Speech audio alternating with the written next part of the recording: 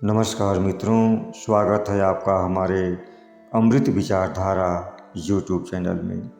मित्रों, एक देवव्रत नाम के बहुत ही परोपकारी राजा थे। राजा देवव्रत अपने राजमहल में साल में 2 बार यज्ञ भोज का आयोजन किया करते थे। ये यज्ञ भोज लगातार 7 दिनों तक चलता था। इस यज्ञ भोज में शामिल होने के लिए दूर दूर से साधु सन्यासी और फकीर आया करते थे और राज्य की समस्त प्रजा भी राजा देवव्रत के यज्ञ भोज में बढ़ चढ़ कर के हिस्सा लेती थी। एक बार एक दूर देश का फकीर राजा देवव्रत के यज्ञ भोज में शामिल होने के लिए आया। 7 दिन के बाद जब यज्ञ भोज समाप्त हो गया और सभी लोग अपने अपने स्थान को चले गए, तो उस फकीर ने कुछ दिन और राजा देवव्रत के राज्य में रुकने का मन बनाया। वह राजमहल से कुछ दूर एक गांव के बगल में अपनी झोपड़ी बनाई और वहीं रहने लगा। एक दिन वह फकीर नगर में घूमते घूमते राजा देवव्रत के बगीचे में जा पहुंचा। अभी वह फकीर बगीचे में खिले हुए सुंदर सुंदर फूलों की अद्भुत छटा को निहार ही रहा था कि अचानक उसे लगा कि कोई उसे पुकार रहा है। उस फकीर ने पीछे मुड़कर देखा तो उसके सामने एक 16 वर्ष की नवयुवती खड़ी दिखाई दी। वह नवयुवती फकीर से कहने लगी, आप जल्दी से इस बगीचे से बाहर निकल जाएं। अभी राजकुमारी जी अपने इस बगीचे में घूमने के लिए आई हैं। इस वक्त आपका यहाँ रहना ठीक नहीं है। वह फकीर उस युवती से कुछ कहता, कुछ पूछता, उसके पहले ही राजकुमारी वहाँ आ गई और जैसे ही उस फकीर ने राजकुमारी को देखा, बस देखता ही रह गया। ऐसा अद्भुत सौंदर्य उसने अपने जीवन में पहली बार देखा था।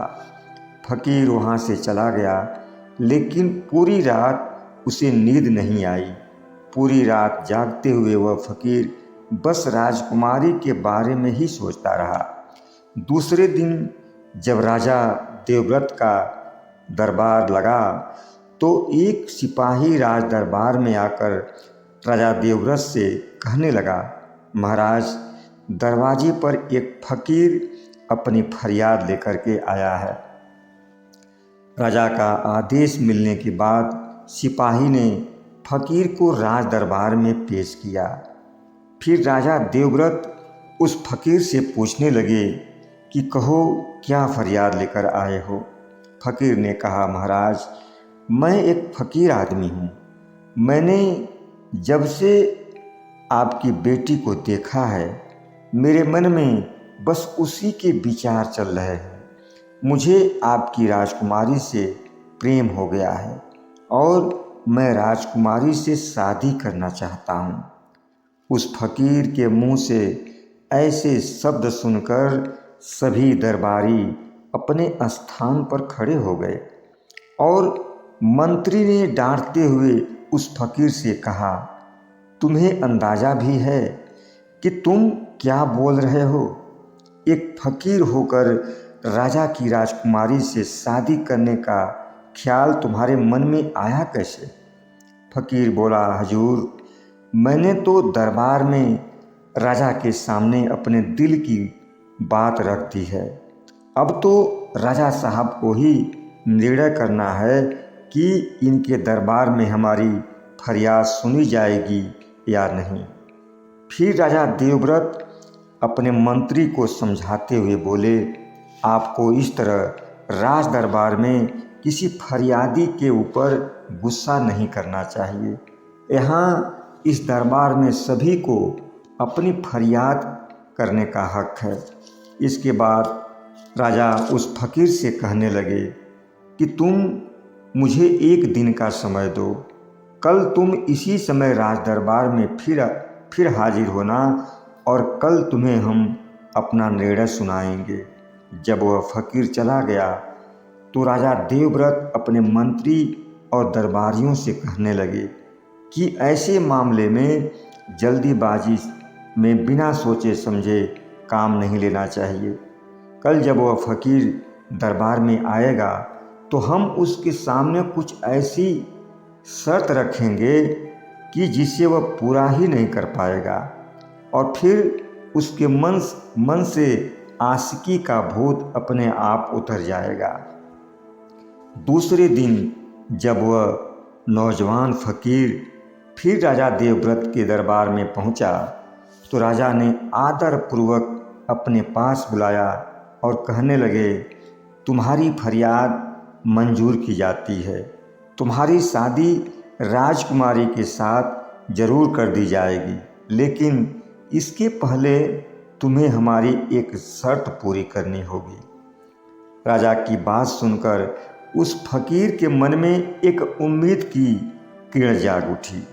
उसने तुरंत राजा से कहा, महाराज, आप मुझे जल्दी से अपनी शर्त बताएं कि मुझे राजकुमारी से विवाह करने के लिए कौन सी शर्त पूरी करनी होगी।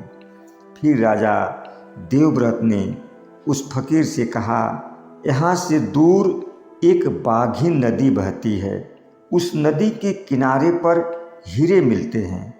तुम उस नदी के पास जाकर 5 हीरे ढूंढ कर ले आना, फिर हम तुम्हारा विवाह राजकुमारी के साथ कर देंगे। राजा की शर्त सुनकर वह फकीर हीरे की तलाश में निकल पड़ा। उस फकीर के मन में विश्वास था कि यदि बाघिन नदी के किनारों पर हीरे मिलते हैं तो वह एक ना एक दिन हीरे जरूर ढूंढ लेगा। और फिर वह कई दिनों तक चलते चलते एक दिन बाघिन नदी के किनारे पर पहुंच ही गया। फिर उस फकीर ने बाघिन नदी के किनारे अपनी एक घास फूस की छोटी सी झोंपड़ी बनाई और फिर उसी में रहने लगा।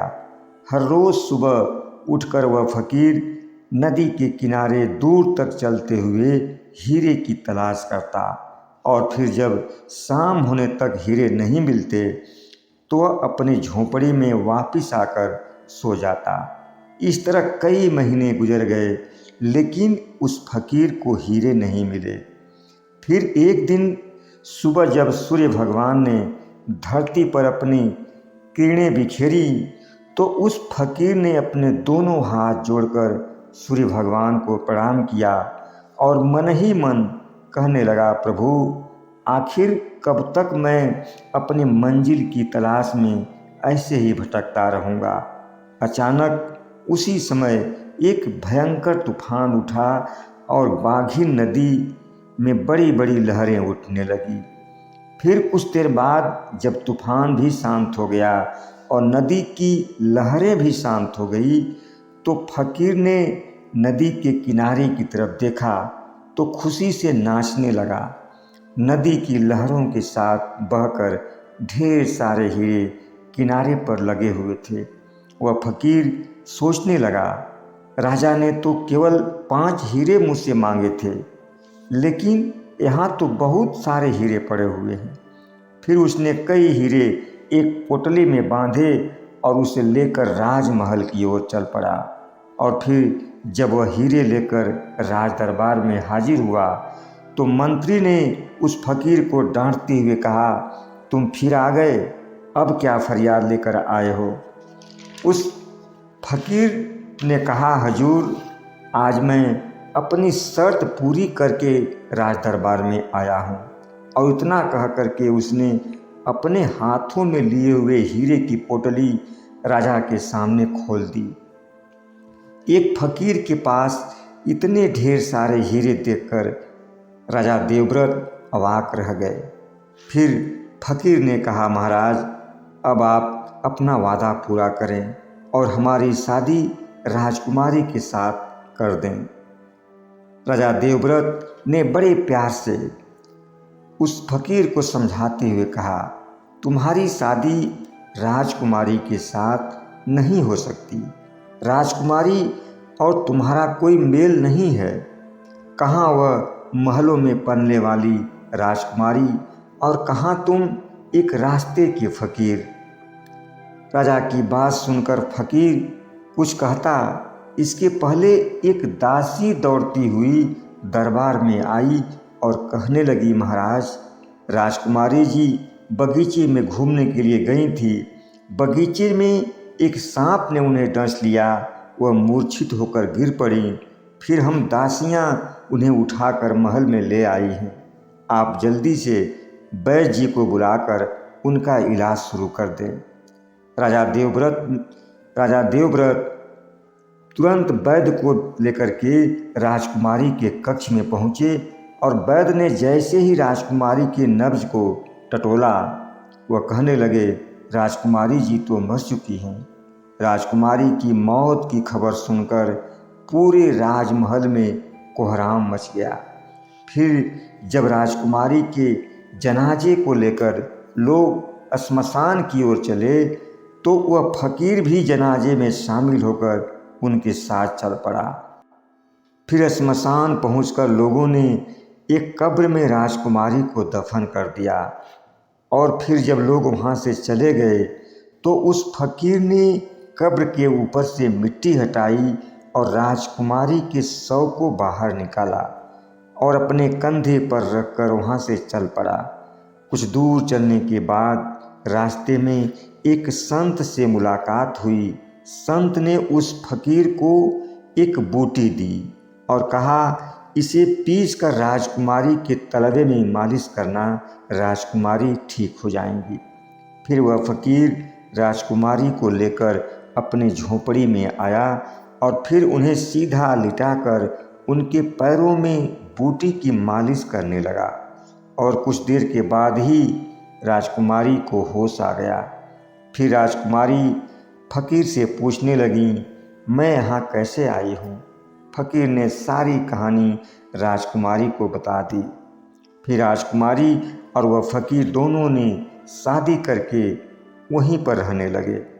कुछ दिन के बाद राजकुमारी ने एक सुंदर पुत्र को जन्म दिया।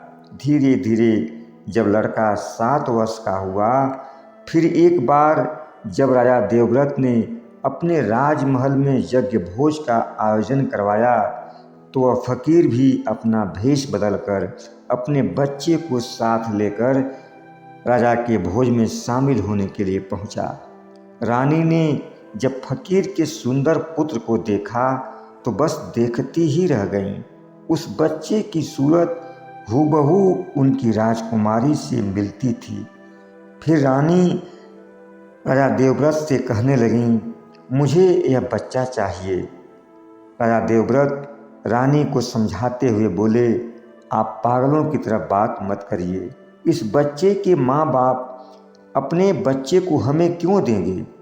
रानी कहने लगी, लेकिन अगर हम इस बच्चे के माँ बाप को भी अपने पास राजमहल में रख लें तब तो यह बच्चा हमारे साथ रह सकता है।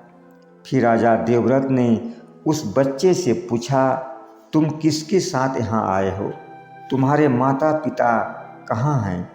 लड़के ने फकीर की तरफ इशारा करते हुए कहा, यही मेरे पिता हैं। फिर राजा ने फकीर से पूछा, क्या तुम अपने बच्चे के साथ हमारे राजमहल में रह सकते हो। फकीर बोला, महाराज, मुझे तो कोई ऐतराज़ नहीं है, लेकिन शायद मेरी पत्नी को यह बात मंजूर नहीं होगी। फिर रानी कहने लगी, मैं तुम्हारी पत्नी को कैसे भी करके मना लूँगी। दूसरे दिन रानी राजा के साथ फकीर की पत्नी से मिलने के लिए चल पड़ी और फकीर की झोंपड़ी के पास पहुंचकर रानी ने जैसे ही झोंपड़ी के अंदर प्रवेश किया, सामने राजकुमारी को देखकर आश्चर्यचकित रह गईं।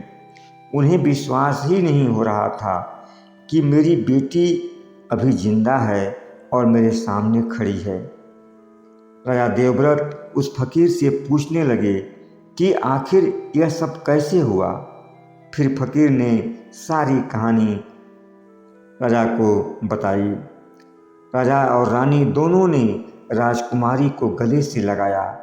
फिर उस फकीर और राजकुमारी को अपने साथ लेकर राजमहल में आए राजमहल में उस फकीर और राजकुमारी का भव्य स्वागत किया गया। फिर दोनों खुशी खुशी राजमहल में अपना जीवन व्यतीत करने लगे।